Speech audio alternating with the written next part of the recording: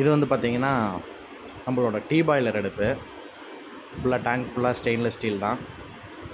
ஃபஸ்ட்லாம் பார்த்திங்கன்னா நம்ம SS pipe கொடுப்போம், இப்போ பித்தளை பைப்பு கொடுத்துருக்கோம். ஸோ பித்தளை பைப்பில் தான் வரும் உங்களுக்கு. உள்ள பாத்திரம் வைக்கிறது, டிகாஷன் கப்பு எல்லாமே வந்துடும். அவுட்ரு ஃபுல்லாகவே பார்த்திங்கன்னா உங்களுக்கு செராமிக் பிரிக்ஸு உள்ளு அதெல்லாமே வச்சுருப்போம். பேக் சைடில் ட்ரே வந்துடும் உங்களுக்கு, அதுவும் கேஸ்டைன் ட்ரே தான் உங்களுக்கு. ஸோ அவுட்ரு ஃபுல்லாகவே வந்து பார்த்திங்கன்னா உங்களுக்கு இது வச்சுருப்போம், அவுட்லெட்டு அதுவும் வச்சுருப்போம். ஃப்ரண்ட்டில் இது வந்து ஃபேன் வச்சுருப்போம். ஃபேன் வந்து உங்களுக்கு பார்த்திங்கன்னா தேவைன்னா மட்டும் யூஸ் பண்ணலாம். ஸ்டார்டிங் ஸ்டேஜ் மட்டும் போட்டுட்டு அதிலே ஸ்பீடு கண்ட்ரோலர் இருக்குது, வேணுங்கிற அளவுக்கு ஸ்பீடு வச்சுக்கலாம். இது வந்து நம்ம வுட்டு போடுற இடம். உள்ளே ஃபுல்லாகவே கேஸ்டைன் மெட்டீரியல், உங்களுக்கு ஹீட்டு நல்லா ஹோல்டாகி நிற்கும். அடுப்புக்கு வெளியில் ஃபுல்லாகவே உங்களுக்கு பார்த்திங்கன்னா செராமிக் பிரிக்ஸு உள்ளு இது எல்லாமே இருக்கிறதுனால சுத்தமாக மாஸ்டருக்கு சூடு வெளியவே வராது. டேங்க்கு ஃபுல்லாகவே ஸ்டெயின்லெஸ் ஸ்டீலு. டேங்க்குக்கு வெளியில் வந்து நம்ம வந்து செராமிக் பிரிக்ஸு உள்ளு எல்லாமே கொடுத்துருக்கோம்.